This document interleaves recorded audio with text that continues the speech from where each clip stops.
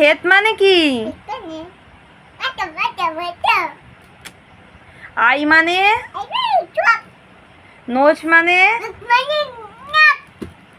Lip মানে? ওইখানে বসো, চুপ করে বসো।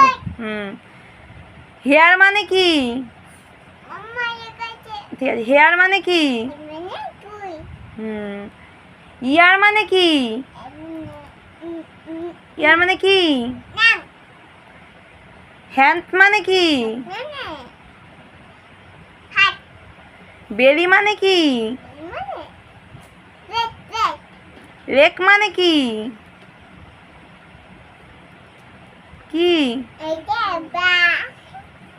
তারপরে